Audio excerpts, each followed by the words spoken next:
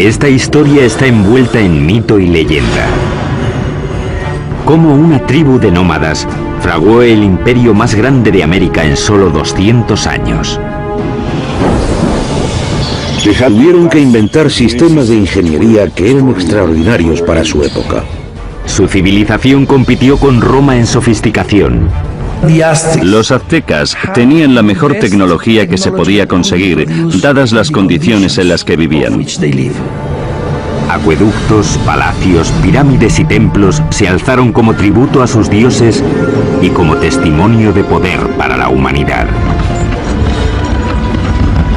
El mayor logro de los aztecas fue su flamante capital, que asombró a los exploradores europeos y la llamaron la Venecia del Nuevo Mundo. La ciudad se extendió reluciendo por los canales y el lago, adornada con árboles y mansiones preciosas. Pero su sed de poder y sangre les condenó a la destrucción. Cuando por fin llegó, la aniquilación sería más rápida y completa de lo que el mundo hubiera imaginado.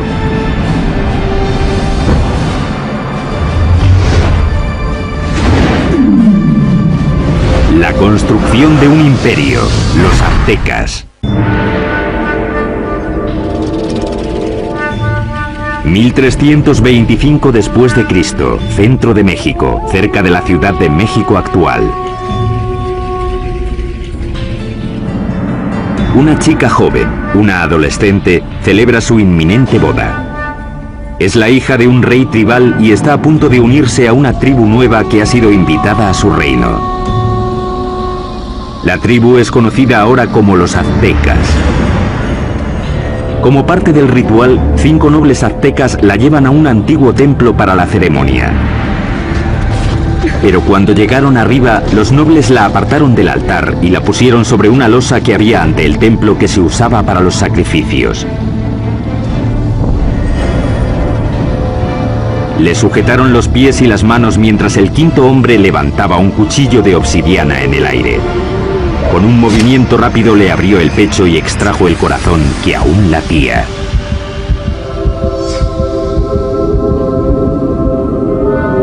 Esa tarde invitaron al rey a una ceremonia para celebrar el matrimonio.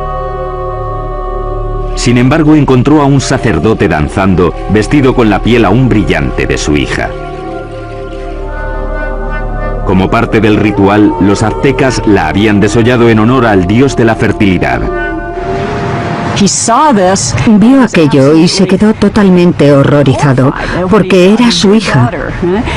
Sus guardias y él persiguieron enseguida a los aztecas hasta el lago y luego hasta la isla donde se habían refugiado. La isla pantanosa no era un lugar acogedor. Y aún así, desde allí los aztecas superarían todas sus expectativas y forjarían el imperio más poderoso de las Américas.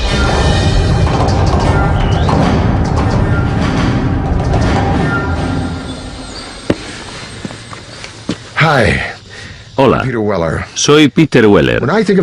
Cuando pienso en los aztecas, pienso en gente elegante con unos bonitos adornos en el cuerpo y el pelo. Y pienso en una canción de Neil Young sobre Moctezuma y Cortés.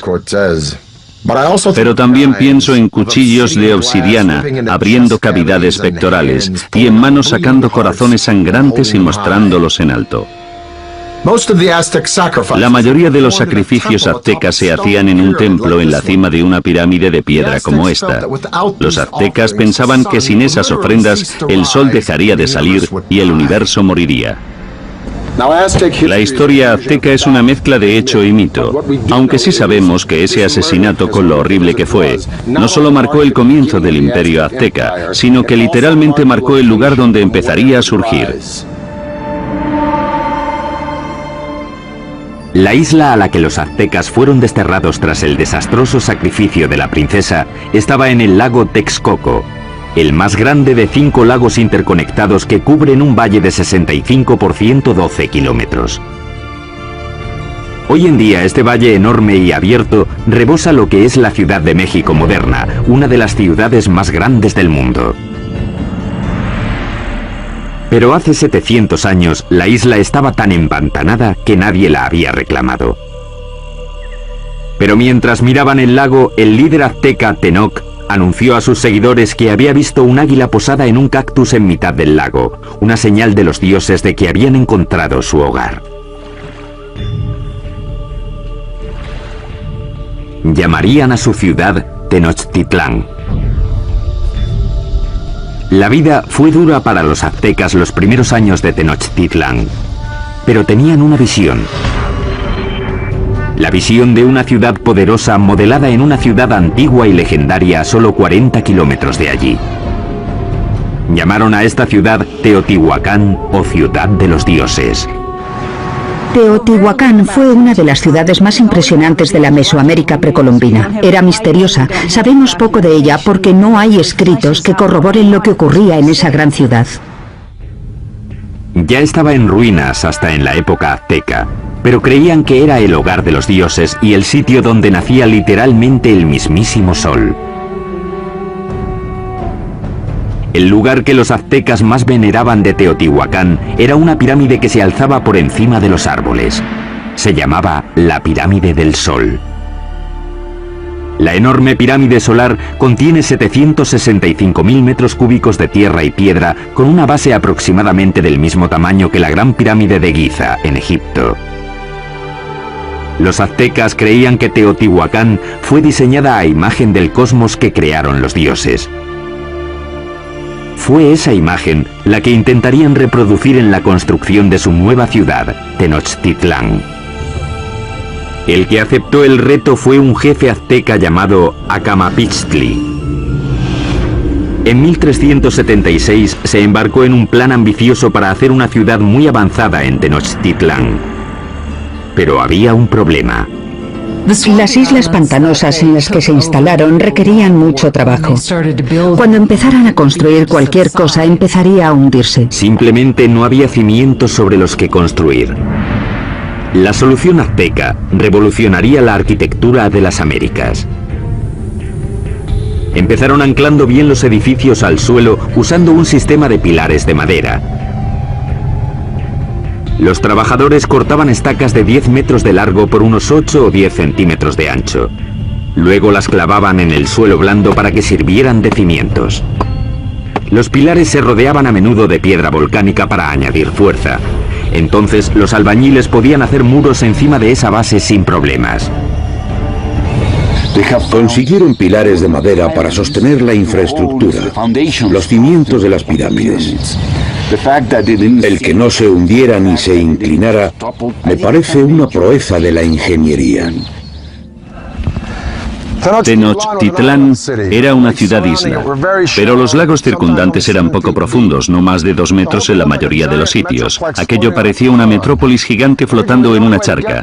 Originalmente la única manera de llegar a la ciudad flotante desde tierra era en barco, pero los aztecas inventaron con el tiempo una serie de pasos elevados de hasta 14 metros de ancho que conectaban la ciudad flotante con las provincias de tierra firme. Los pasos estaban sostenidos sobre pilares de madera, como los que sostenían los templos y otros edificios.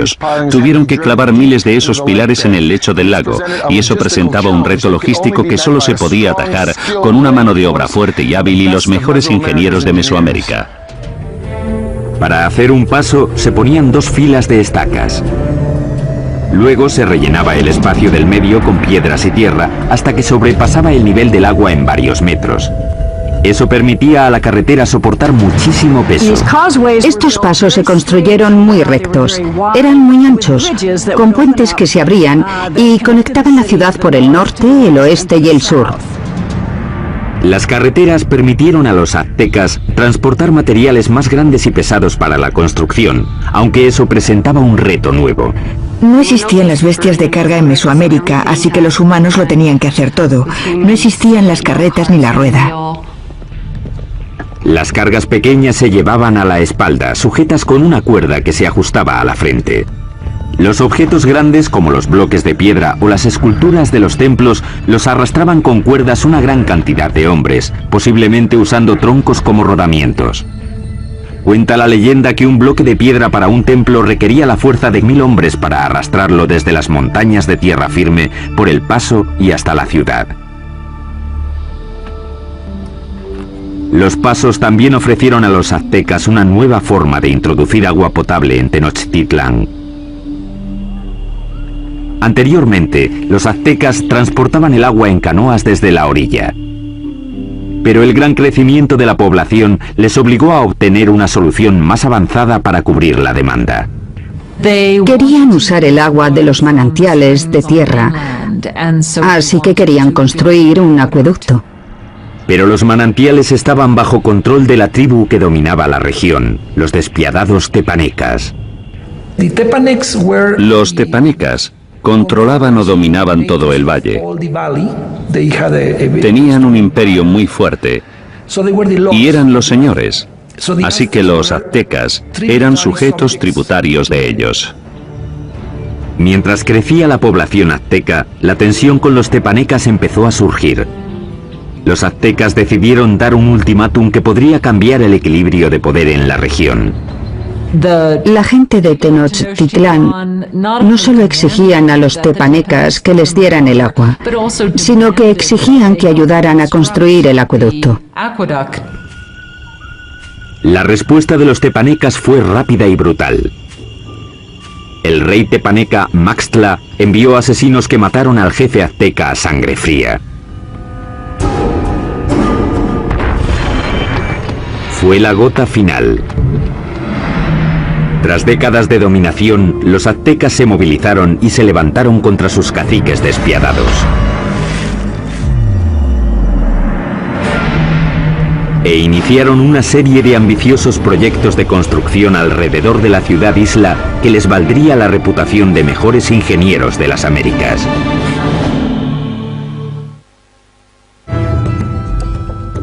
Corría el 1428 y los aztecas habían declarado la guerra a sus caciques, una tribu llamada tepanecas. Pero para ganar a los tepanecas necesitarían una ayudita de sus vecinos. Los aztecas acudieron a la cercana ciudad-estado de Texcoco. Allí un jefe decisivo estaba ascendiendo. Se llamaba Nezahualcóyotl, y su liderazgo dominante sería crucial en la creación del imperio azteca. Con Nezahualcóyotl de su parte, los dominados aztecas se lanzaron a la yugular. Lanzaron un ataque total contra la capital tepaneca. Tras un sitio de más de 100 días, rompieron las defensas tepanecas y masacraron a sus opresores. Después de capturar al rey tepaneca Maxtla, el propio rey Nezahualcóyotl le arrancó el corazón y echó su sangre a las aguas del lago Texcoco. De repente las tornas habían cambiado. Ese es el preciso momento del comienzo del imperio, y los aztecas se convirtieron en líderes del Valle de México. Tras conquistar el Valle de México, los aztecas pudieron centrar su atención en llevar agua potable a su ciudad creciente. Notablemente, los aztecas diseñaron y construyeron por su parte algo que solo unos pocos imperios dominarían: el acueducto. El acueducto tenía 2 canales, cada uno de 1,20 m de alto por 1 de ancho. Uno se mantenía limpio mientras el otro servía para que no se interrumpiera nunca el flujo de agua. El acueducto de 2 tubos recorría 5 kilómetros desde tierra firme hasta el centro de la ciudad-isla. En la ciudad, el agua llegaba hasta fuentes públicas y embalses y se distribuía al público en grandes jarras de barro o mediante canoas. En comparación con los europeos, los aztecas eran muy limpios. Sabemos que el emperador azteca se bañaba 2 veces al día. Así que en términos de higiene los aztecas estaban mucho más avanzados que los europeos.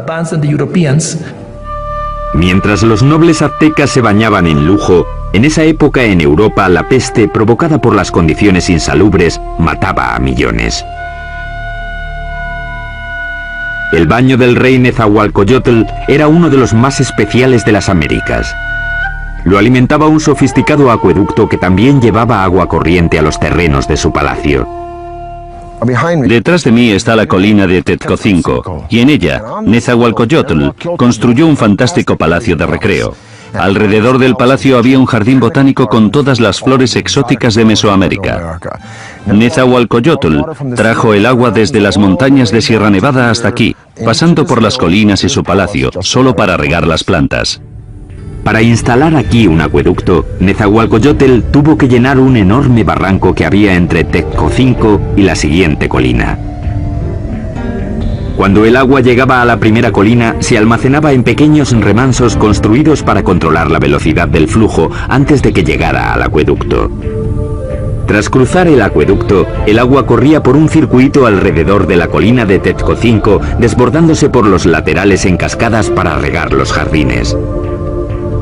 Acababa en una piscina de roca tallada perfectamente redonda llamada la Bañera del Rey.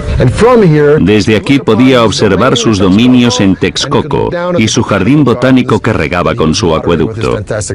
Ciertamente es una bañera para un rey.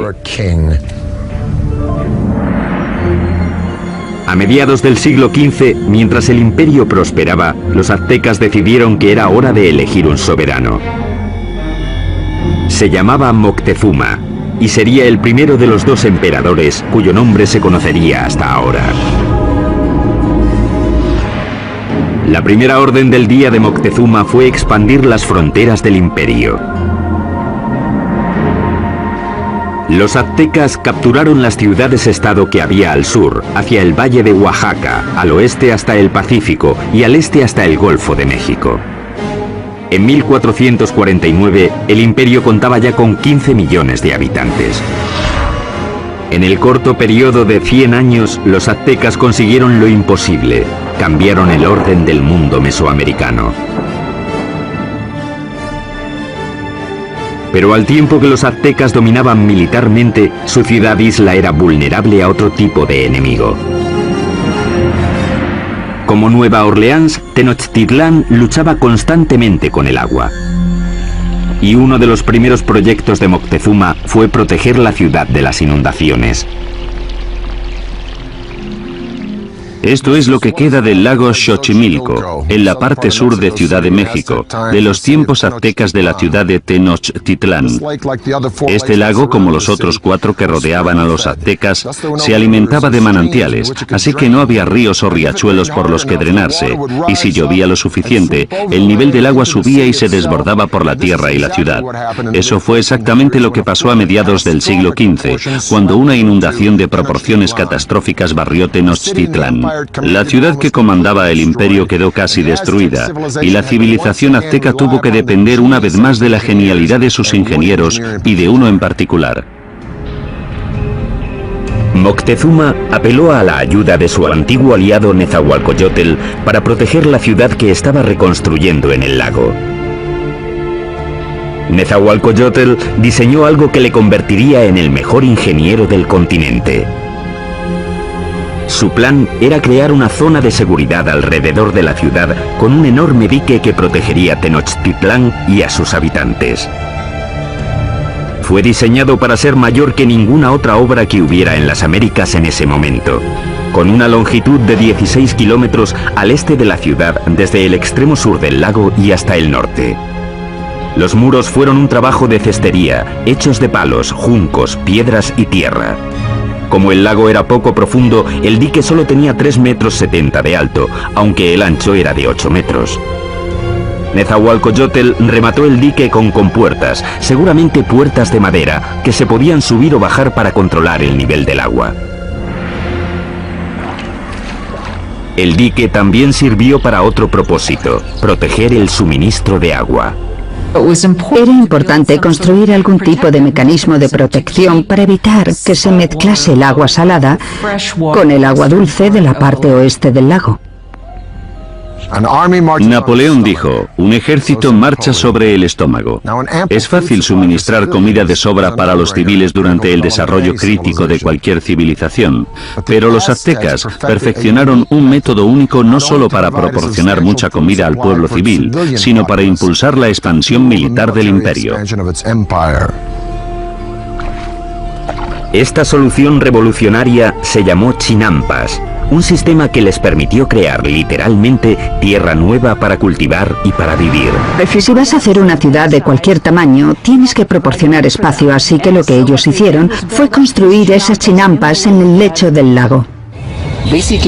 Básicamente una chinampa es una isla artificial construida en el lago. Parecían campos de fútbol estrechos, de unos 90 metros de largo por unos 10 metros de ancho. Una chinampa se hacía tejiendo una red de palos que flotaba en el agua y apilando juncos y hierbas encima. Después se sacaba fango del lecho y se ponía encima de los juncos para formar la chinampa.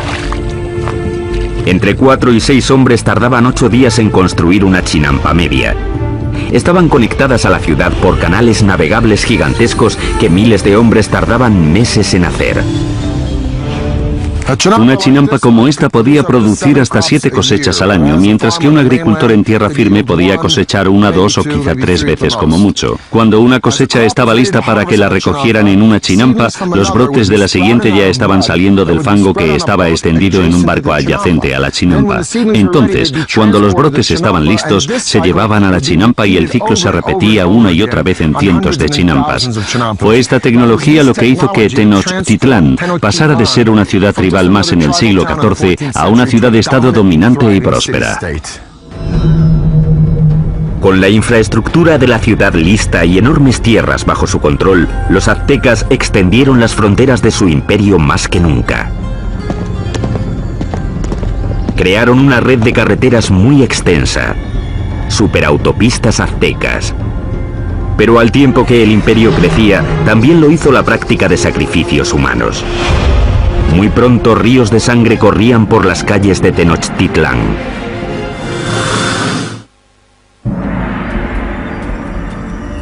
Hoy, Tenochtitlán, la capital del imperio azteca, ha desaparecido, enterrada bajo la actual Ciudad de México. Pero hace 700 años era una capital brillante en ascenso, construida por ingenieros avanzados y liderada por emperadores exuberantes. A finales del siglo XV, la demografía azteca había explotado. Su siguiente gran emperador lanzaría una serie de conquistas que competirían con cualquiera de la historia. Se llamaba Ahuizotl y demostraría que era incluso mejor guerrero que su abuelo, Moctezuma. Para el año 1502, Ahuizotl había conquistado territorios desde la costa pacífica de México y había conseguido que el imperio llegara muy al sur, a Guatemala. Su reinado fue como una edad de oro. Él fue el rey que abrió las rutas de transporte a las zonas costeras y las tierras bajas donde los aztecas tenían sus mayores lujos. Todas las plumas brillantes, el oro, las piedras preciosas que los nobles y soberanos lucían como parte de su estatus, venían de allí. Para transportar riquezas al corazón del imperio, los aztecas construyeron una red de superautopistas que cruzaban México central. Corredores de relevo se apostaban cada 8 kilómetros para crear una especie de UPS antigua. Se podían enviar mensajes o bienes desde la costa del Golfo hasta Tenochtitlán, a 320 kilómetros en solo 24 horas, más rápido que el servicio postal actual. Con el imperio en su esplendor, los aztecas de Ahuizotl se embarcaron en el mayor proyecto de construcción, una enorme pirámide en el mismo centro de Tenochtitlán, el símbolo del poder absoluto. Se la llamó Templo Mayor. La base de la pirámide tenía 75 metros de fondo por 100 metros de ancho y se elevaba a una altura de 15 pisos.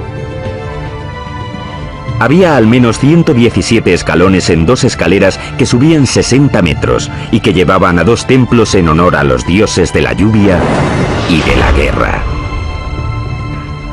El templo se reconstruyó en el mismo lugar 7 veces, comenzando en 1325 con la fundación de la ciudad. La pirámide crecía al tiempo que lo hacía el imperio. Cada piso simplemente se añadía encima del piso anterior. El templo mayor se construyó principalmente con una piedra llamada tezontle, que es volcánica y pesa muy poco. Eso evitaba que el templo se hundiera. Para los suelos y paredes, los aztecas aplicaron un revoque de cal, que era una especie de cemento. Algunos ejemplos encontrados hoy son tan duros como el cemento moderno, incluso después de 500 años. Los albañiles aztecas trabajaron durante décadas para completar su monumento a los dioses. El templo estuvo enterrado hasta 1978, cuando la compañía eléctrica cavó una zanja y descubrió accidentalmente una enorme piedra tallada y las ruinas del templo con ella. El disco tiene 3,5 metros de diámetro, pesa 20 toneladas y representa el cuerpo desmembrado de la diosa Coyolxauhqui. Coyolxauhqui era la diosa de la luna, y su hermano la mató porque se quedó embarazada de una forma vergonzosa. Los aztecas no eran nada mojigatos. De hecho, los nobles tenían muchas mujeres y concubinas. Pero entre el populacho, sobre todo las mujeres, el adulterio estaba prohibido y se castigaba severamente, a menudo con la muerte. Según la leyenda, el hermano de la diosa de la luna le cortó la cabeza y tras decapitarla tiró el cuerpo por una colina. Los aztecas representaban este asesinato literalmente y a menudo en festivales durante todo el año. Decapitaban a sus víctimas en la cima de la pirámide y luego tiraban los cuerpos por las escaleras hasta la gran piedra de abajo. Para los romanos, el tesoro más preciado era el oro. Para los egipcios era el más allá. Para los aztecas era la sangre humana. Creían que tenía que haber reciprocidad con los dioses, así que tenían que agradecer a los dioses dándoles lo más preciado que tenían, que era la sangre humana. Los aztecas la llamaban agua preciosa, y creían que si los dioses no la recibían en grandes cantidades, el mundo acabaría en apocalipsis. Adornar los muros interiores de los templos con sangre humana fresca era práctica común. Y el olor tenía que ser horrible. Para dedicar su expansión del gran templo, el emperador Azhuitzotl hizo un sacrificio en masa. Las cabezas de las víctimas se expusieron con orgullo en estantes alrededor del templo. Según las crónicas, dicen que sacrificaron a 20.000 personas. Desde un punto de vista práctico y desde un punto de vista científico, parece imposible. Así que creo que la crónica, que la escribieron fuentes españolas, quería decir que a sus ojos había muchos. Durante el reinado de Azhuitzotl, las sangrías se dispararon. La vida en Tenochtitlán se convirtió en una orgía de muerte. Llevaban tanto a amigos como a enemigos para presenciar los sacrificios. Siempre eran sacrificios rituales, siempre son eventos, pero también eran declaraciones políticas, una forma de intimidación. En el momento de la muerte de Azhuitzotl, los aztecas habían institucionalizado los sacrificios y habían convertido los asesinatos en el campo de batalla en un arte. Eran los guerreros más feroces de América, una élite que tendría un espectacular templo dedicado. Pero ni siquiera ellos estaban preparados para la guerra de los mundos que les iba a caer encima.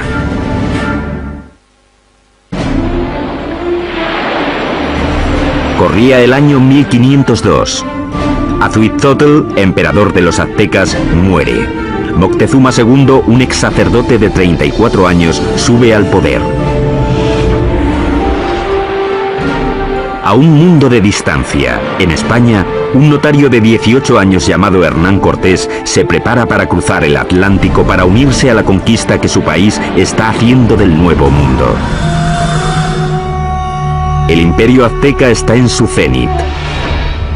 Ahora se extiende por al menos 210.000 kilómetros cuadrados, desde Tenochtitlán hasta las dos costas y muy al sur hasta Guatemala.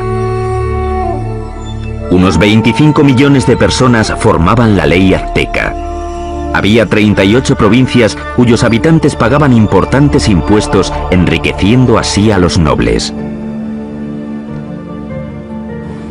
La ciudad se extendió, reluciendo por los canales y el lago, adornada con árboles y mansiones preciosas. Y Moctezuma II lo presidía todo. Era conocido por sus habilidades políticas y militares. Un líder duro. Mató a la población de las ciudades que no se doblegaban a su mandato. Pero en privado estaba inquieto. Parece ser que Moctezuma era un individuo pasivo, incluso hasta depresivo. Cuenta la leyenda que después de ver un cometa pasando por el cielo de Tenochtitlán, pasó el resto de la noche llorando. Según pasaban las semanas, se volvió cada vez más paranoico. Pero en el culmen de su obsesión por lo sobrenatural, una amenaza muy real se aproximaba por mar. Los espías colocados a lo largo de la costa del Golfo informaron sobre algo muy extraño que no conseguían describir. No habían visto un barco en su vida, así que no tenían una palabra para describirlo. Por eso los indios se refirieron a los barcos como montañas que se mueven por el agua. En 1519, tras navegar desde Cuba, Cortés llegó con 11 de aquellas montañas flotantes y 500 hombres al Golfo de México, 320 kilómetros al sureste de Tenochtitlán. Las tribus quedaron atónitas ante aquellos hombres con armaduras de metal y animales que no conocían. Según avanzaron tierra adentro, masacraron brutalmente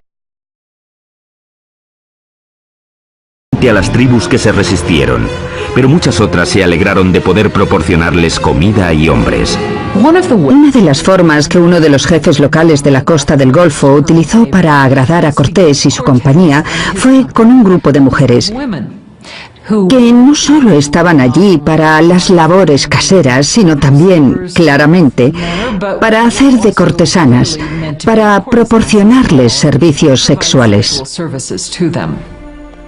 Pero entre las concubinas, una en particular llamó la atención de Cortés. Era la hija de un jefe que había sido vendida como esclava y se llamaba la Malinche. Desarrollaron una relación íntima y con el tiempo ella le dio un hijo. Ellos fueron las primeras personas de sangre mezclada del Nuevo Mundo. Pero era mucho más que una amante. Se convirtió en la intérprete de Cortés y su papel se amplió a consejera e intermediaria entre él y los aztecas.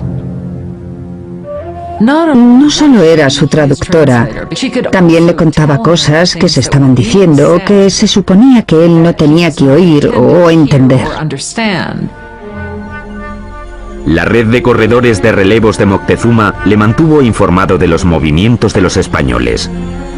Estaba claro que iban hacia la ciudad. Mientras avanzaba hacia Tenochtitlán en el verano de 1519, Cortés amasó un ejército de miles de hombres. El ejército de guerreros de Moctezuma contaba con cientos de miles. Iban vestidos de animales en el campo de batalla para intimidar a sus rivales. Parte de ello era espectáculo. Los guerreros llevaban distintos trajes increíbles. Los guerreros más importantes eran los caballeros, vestidos de jaguares y águilas. Los caballeros aztecas se iniciaban en sus órdenes con ceremonias sagradas en templos especiales como este. Este es el templo Cueva de Malinalco, uno de los 6 templos de esta remota ladera a unas horas al sur de Ciudad de México.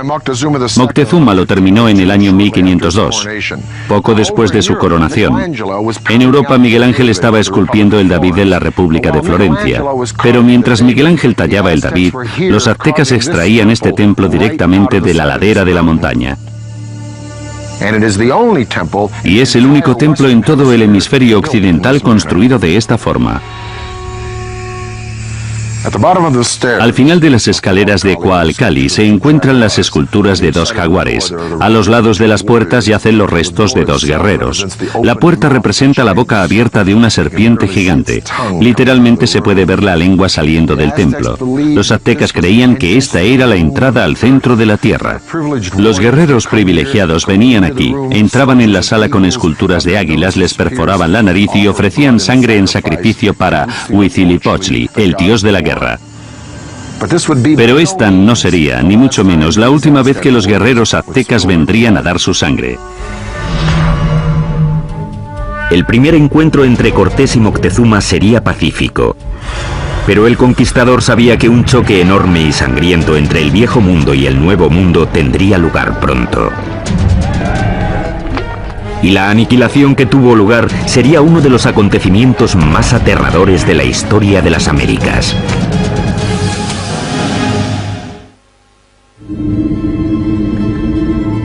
Otoño de 1519. El conquistador español Hernán Cortés ha llegado por fin a la brillante capital azteca de la que tanto ha oído hablar, Tenochtitlán. Cuando los españoles vieron por primera vez Tenochtitlán, debieron pensar que era una visión, que estaban entrando en alguna especie de sueño. Una enorme fuerza de guerreros nativos aliados contra los aztecas le acompaña mientras avanza por el paso principal hacia la ciudad. El encuentro entre Cortés y Moctezuma en el paso hacia Tenochtitlán tuvo que ser uno de los acontecimientos más impresionantes de la historia del mundo. Fue un encuentro entre dos mundos distintos. Cortés le ofreció la mano, pero en cuanto lo hizo, los nobles que atendían a Moctezuma le empujaron diciendo: no, no, no, es una indignidad total. Nadie toca a Moctezuma, el gran señor de la tierra. El encuentro de los dos mundos fue pacífico, pero lleno de tensión.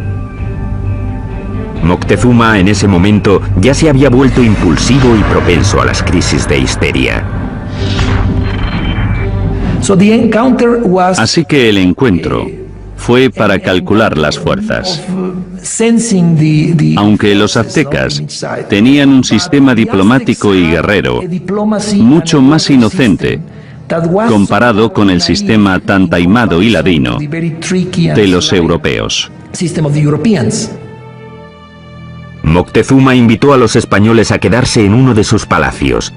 Resultó ser un error catastrófico. Cuando los españoles entraron en la ciudad, quedaron tan impresionados que les pareció un sueño. En el centro de la ciudad se alzaba el colosal palacio del emperador. El palacio de Moctezuma II era un gigantesco complejo que se extendía por las 3 hectáreas contiguas al gran templo. Uno de los españoles se dio cuenta de que todos los días se reunían 600 nobles en el palacio de Moctezuma para oír las palabras del emperador. Moctezuma recibió a los españoles en una gran cámara de recepciones que había en la entrada, diseñada para que el emperador pareciera omnipotente. Pero el palacio de Moctezuma sería el último que construirían los aztecas. Cuando no llevaban ni una semana de visita, los españoles fueron a la yugular y secuestraron a Moctezuma. Fue un movimiento atrevido, pero compensó. El imperio parecía suyo. Aunque Moctezuma seguía siendo el líder oficial de la ciudad, durante un tiempo no fue más que el portavoz de Cortés. Durante 6 meses, la tensión dentro de los muros de Tenochtitlán se calmó. Entonces, en la primavera de 1520, todo cambió. Una mañana, unos soldados españoles interrumpieron un sacrificio sagrado y mataron a los participantes. El acto desencadenó un alzamiento. Para los aztecas, los españoles habían cometido un sacrilegio inefable. La ciudad quedó sumida en el caos cuando los aztecas marcharon al palacio de Moctezuma. Moctezuma intentó subir a la cima del palacio, hablar con la gente y calmarlos, pero ya no aguantaron más. Moctezuma se había convertido en la marioneta de los españoles, una traición tan enorme a los ojos de su pueblo que le lapidaron y tiraron flechas. Poco después tiraron el cuerpo sin vida de Moctezuma por las escaleras del palacio. Nunca sabremos si murió a manos de los españoles o por las heridas que le infligió su propio pueblo. Y los españoles decidieron que sería un buen momento para irse de la ciudad. La noche del 30 de junio de 1520, los españoles intentaron escapar aprovechando la oscuridad. Pero no quieren deshacerse de las cosas que han cogido y arrastran el peso de todo lo que quieren llevarse. Fueron presas fáciles para los guerreros aztecas que les atraparon en el paso. Los cuerpos se apilaron rápidamente en el agua. 400 españoles fueron masacrados junto a miles de sus aliados indios. Esa escapada ha llegado a llamarse la Noche Triste. Cortés y unos pocos más consiguieron escapar con vida. Los españoles acabarían destruyendo la brillante ciudad de Tenochtitlán. Empezarían cortando la línea vital de la ciudad, el acueducto. Mientras cientos de miles de personas dentro de los muros de la ciudad estaban sin agua, Cortés creó un bloque alrededor de Tenochtitlán para que no recibieran suministros del exterior.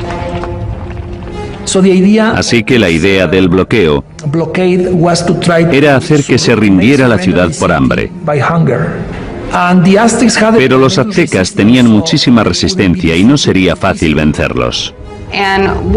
Y lo que decidieron hacer fue lanzar un ataque por tierra y por mar. Durante siglos, el lago que rodeaba Tenochtitlán había constituido una barrera contra los invasores, pero Cortés encontraría una forma de evitarla. Hizo que miles de sus aliados indios transportaran los barcos en piezas atravesando las montañas para montarlas y lanzarlas al lago. Mayo de 1521. Cortés lanza su gigantesco ejército en un ataque final y decisivo contra Tenochtitlán. 600 españoles, incluyendo 100 caballeros y hasta 50.000 aliados indios, se enfrentaron a los defensores aztecas de la ciudad sobre los pasos.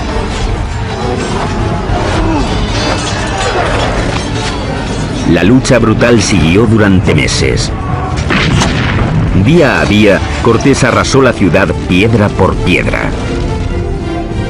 Él y sus aliados indios fueron despiadados en el asesinato sistemático de la población. Fue una batalla muy dura, sobre todo en la ciudad. La última batalla de los aztecas fue en el gran templo de Tlatelolco. Los guerreros se alinearon en las empinadas escaleras y plataformas para tirar flechas y piedras a sus enemigos. Pero fue inútil. El 13 de agosto, el último líder azteca, Cuauhtémoc, fue capturado y se rindió ante Cortés. Y eso solo fue el principio. 20 millones morirían de las enfermedades traídas por los españoles. A finales del siglo XVI se calcula que se había reducido la población nativa en cerca de un 90%. La Ciudad de México moderna se ha construido sobre las ruinas de la una vez majestuosa ciudad de Tenochtitlán. Los españoles la arrasaron durante la construcción de su propia ciudad colonial y hasta usaron piedras del Gran Templo para hacer la catedral que aún se alza al lado de las ruinas del templo. El imperio azteca se esfumó y con él un legado de increíbles logros de la ingeniería. Ha quedado claro, por sus sofisticados sistemas de urbanismo, agricultura y suministro de agua, que los aztecas se alzaron entre los grandes imperios más avanzados del mundo. El templo excavado de Malinalco es uno de los logros aztecas más impresionantes que los españoles no destruyeron. Sitios impresionantes como este obligan a hacer la pregunta: ¿cómo sería México hoy si los españoles no hubieran venido? Soy Peter Weller para el canal Historia. Adolescente celebra su inminente boda. Es la hija de un rey tribal y está a punto de unirse a una tribu nueva que ha sido invitada a su reino. La tribu es conocida ahora como los aztecas. Como parte del ritual, 5 nobles aztecas la llevan a un antiguo templo para la ceremonia. Pero cuando llegaron arriba, los nobles la apartaron del altar y la pusieron sobre una losa que había ante el templo que se usaba para los sacrificios. Le sujetaron los pies y las manos mientras el quinto hombre levantaba un cuchillo de obsidiana en el aire. Con un movimiento rápido le abrió el pecho y extrajo el corazón, que aún latía.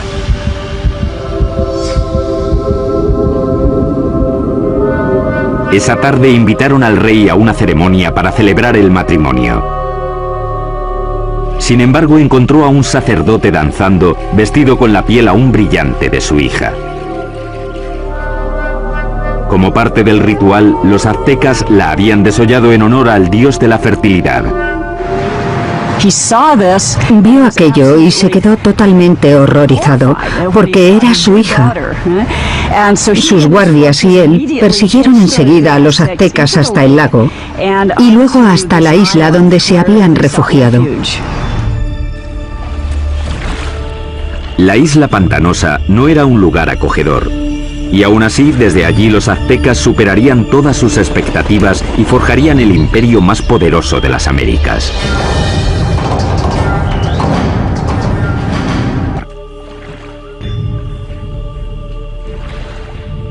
Llamarían a su ciudad Tenochtitlán. La vida fue dura para los aztecas los primeros años de Tenochtitlán, pero tenían una visión. La visión de una ciudad poderosa modelada en una ciudad antigua y legendaria a solo 40 kilómetros de allí. Llamaron a esta ciudad Teotihuacán o Ciudad de los Dioses. Teotihuacán fue una de las ciudades más impresionantes de la Mesoamérica precolombina. Era misteriosa. Sabemos poco de ella porque no hay escritos que corroboren lo que ocurría en esa gran ciudad. Ya estaba en ruinas hasta en la época azteca, pero creían que era el hogar de los dioses y el sitio donde nacía literalmente el mismísimo sol. El lugar que los aztecas más veneraban de Teotihuacán era una pirámide que se alzaba por encima de los árboles. Se llamaba la Pirámide del Sol. La enorme pirámide solar contiene 765.000 metros cúbicos de tierra y piedra con una base aproximadamente del mismo tamaño que la Gran Pirámide de Giza, en Egipto. Los aztecas creían que Teotihuacán fue diseñada a imagen del cosmos que crearon los dioses. Fue esa imagen la que intentarían reproducir en la construcción de su nueva ciudad, Tenochtitlán. El que aceptó el reto fue un jefe azteca llamado Acamapixtli. En 1376 se embarcó en un plan ambicioso para hacer una ciudad muy avanzada en Tenochtitlán. Pero había un problema. Las islas pantanosas en las que se instalaron requerían mucho trabajo. Cuando empezaran a construir cualquier cosa, empezaría a hundirse. Simplemente no había cimientos sobre los que construir. La solución azteca revolucionaría la arquitectura de las Américas. Empezaron anclando bien los edificios al suelo usando un sistema de pilares de madera. Los trabajadores cortaban estacas de 10 metros de largo por unos 8 o 10 centímetros de ancho. Luego las clavaban en el suelo blando para que sirvieran de cimientos. Los pilares se rodeaban a menudo de piedra volcánica para añadir fuerza. Entonces los albañiles podían hacer muros encima de esa base sin problemas. Consiguieron pilares de madera para sostener la infraestructura, los cimientos de las pirámides. El que no se hundiera ni se inclinara me parece una proeza de la ingeniería. Tenochtitlán era una ciudad-isla, pero los lagos circundantes eran poco profundos, no más de 2 metros en la mayoría de los sitios. Aquello parecía una metrópolis gigante flotando en una charca. Originalmente la única manera de llegar a la ciudad flotante desde tierra era en barco, pero los aztecas inventaron con el tiempo una serie de pasos elevados de hasta 14 metros de ancho que conectaban la ciudad flotante con las provincias de tierra firme. Los pasos estaban sostenidos sobre pilares de madera, como los que sostenían los templos y otros edificios. Tuvieron que clavar miles de esos pilares en el lecho del lago, y eso presentaba un reto logístico que solo se podía atajar con una mano de obra fuerte y hábil y los mejores ingenieros. Esta historia está envuelta en mito y leyenda. Cómo una tribu de nómadas fraguó el imperio más grande de América en solo 200 años. Tuvieron que inventar sistemas de ingeniería que eran extraordinarios para su época. Su civilización compitió con Roma en sofisticación. Los aztecas tenían la mejor tecnología que se podía conseguir, dadas las condiciones en las que vivían. Acueductos, palacios, pirámides y templos se alzaron como tributo a sus dioses y como testimonio de poder para la humanidad. El mayor logro de los aztecas fue su flamante capital, que asombró a los exploradores europeos y la llamaron la Venecia del Nuevo Mundo. La ciudad se extendió reluciendo por los canales y el lago, adornada con árboles y mansiones preciosas. Pero su sed de poder y sangre les condenó a la destrucción. Cuando por fin llegó, la aniquilación sería más rápida y completa de lo que el mundo hubiera imaginado.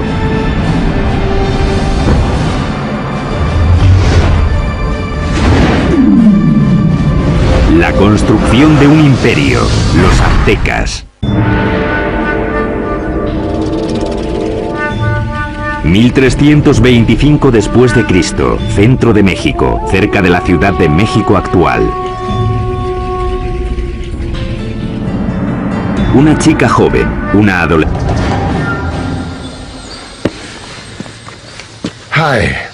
Hola, soy Peter Weller. Cuando pienso en los aztecas, pienso en gente elegante con unos bonitos adornos en el cuerpo y el pelo.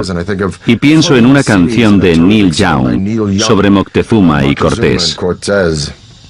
Pero también pienso en cuchillos de obsidiana abriendo cavidades pectorales y en manos sacando corazones sangrantes y mostrándolos en alto. La mayoría de los sacrificios aztecas se hacían en un templo en la cima de una pirámide de piedra como esta.